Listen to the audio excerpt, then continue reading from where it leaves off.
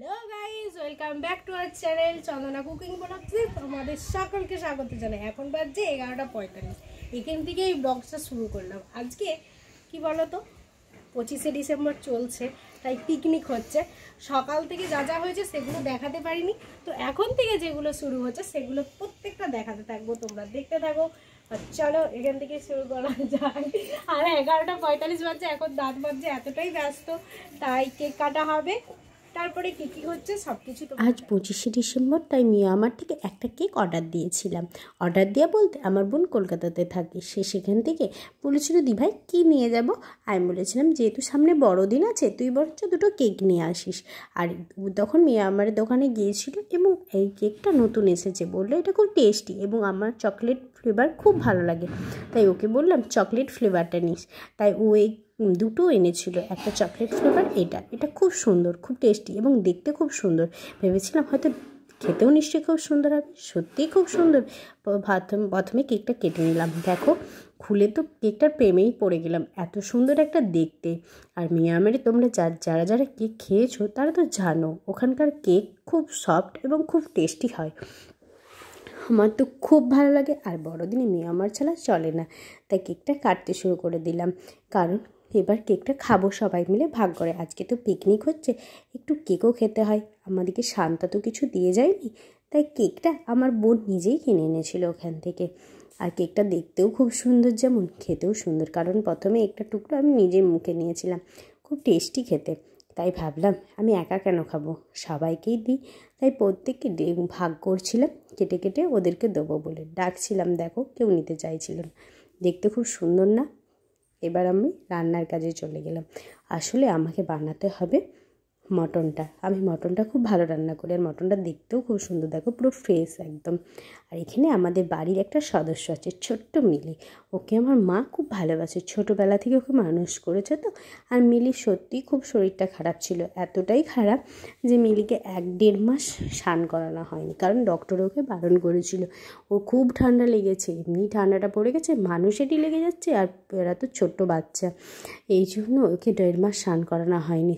এবং গায়ে খুব গন্ধ বেরোচ্ছিল, ওকে মা প্রত্যেক দিন 2-1 দিন ছাড়াই স্নান করায়, কিন্তু স্নান করাতে ডক্টরে বারণ করেছে, তাই মা স্নান করাতে পারেনি। আর এদিকে আমি মাটনটা রান্না করব বলে পেঁয়াজ ভাজতে দিয়ে দিয়েছি কড়াতে। আজকে বাঙালি স্টাইলে, পুরো একদম খাঁটি বাঙালি নয়, যেটা বলবো গ্রাম্য বাঙালি, সেই স্টাইলে রান্না করব। আর মা মিলিকে যত্ন সহকারে খুব ভালো করে স্নান করাচ্ছে, কারণ মিলি দেখো ঠান্ডায় খুব কাঁপছে থরথর করে, কিন্তু কিছু করার নেই। আর অনেক কিছু রান্না হচ্ছে তো, তাই বোনকে বললো বোন বললো মা জানো তো আজকে আমি তোমাকে একটা স্পেশাল আইটেম করে খাবো। কি না, পালং পনির, যেটা এখন প্রত্যেকেই রান্নাটা ভিডিও শেয়ার করছে, আমিও তোমাকে করে খাওয়াবো।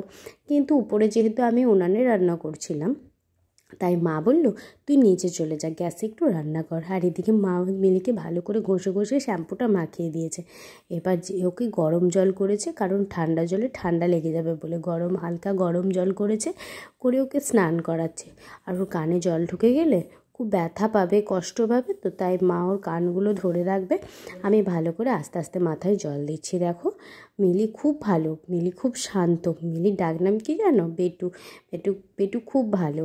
তোমরা তো জানো এই ডগগুলো খুব ভালো হয়। মাথাটা মা চিপে ধরে রেখেছে, আমি মাথাটায় জল ঢালছি। খুব ভালো সোনা মিলি আমাদের। আর মিলির শরীরটা খুব খারাপ ছিল, ওই মিলিকে ডক্টর দেখাতে হয়েছিল, স্যালাইন দিতে হয়েছিল, কারণ এতটাই ঠান্ডা লেগে গেছিলো, বমি করছিল, অনেক কিছু, মানে কাশিও হচ্ছে। কিছু করার নেই, ডক্টরে বারণ করেছে, তার সত্ত্বেও আমরা ওকে স্নানটা করালাম, কারণ মিলির গায়ে প্রচুর দুর্গন্ধ বেরোচ্ছিলো।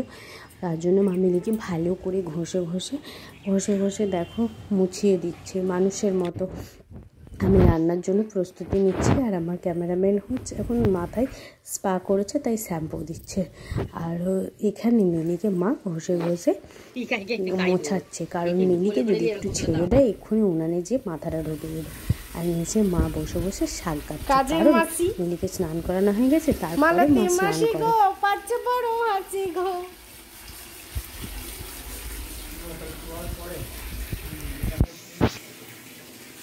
হ্যালো গাইজ, এখন বাজে 12:35, তো এখনও আমি ব্রাশ করিনি, আমার মাই করেছে যদি 11:45-এ। তো আমার এখন 12:35, আমি মাটনটা খেয়ে নিই, পিকনিক চলছে তো তাই একটু কাজে ব্যস্ত আছে। তাই হচ্ছে আজকে 25শে ডিসেম্বর, তো আজকে হচ্ছে মাটনটাকে খেয়ে নিই, খেয়ে নিবার পর ব্রাশটা করবো।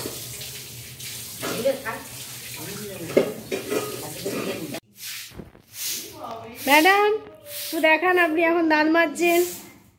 এখন বাজে 1:30, দুপুর 1:30, তো এখনও খাওয়া হয়নি, এবার খাবো, লাঞ্চ করব। তার জন্য বোন এখন ব্রাশ করছে, অনেক কাজ করছে, কারণ আজকে পিকনিক হচ্ছে তো ছাদে, তাই।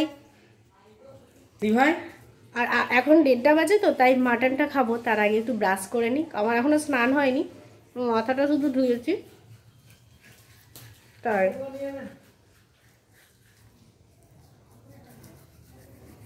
তোমরা কেউ আমাদের মতন এরকম বাসি মুখে সব কিছু খেয়ে নাও? যদি খেয়ে থাকো তাহলে কমেন্ট করে জানিও কে কে আমাদের মতন এরকম বাসি মুখে সব খেয়ে নাও। তবে দাঁতগুলো কিন্তু সুন্দর হয়, আর দাঁতগুলো ক্লিয়ার থাকে।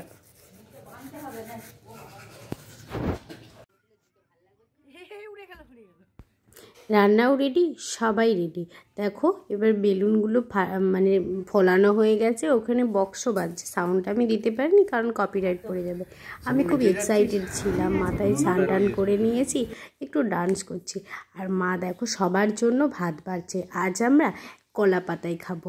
কলা পাতায় দেখ সবাই বসে পড়েছে, বাবা সবাই বসে পড়েছে।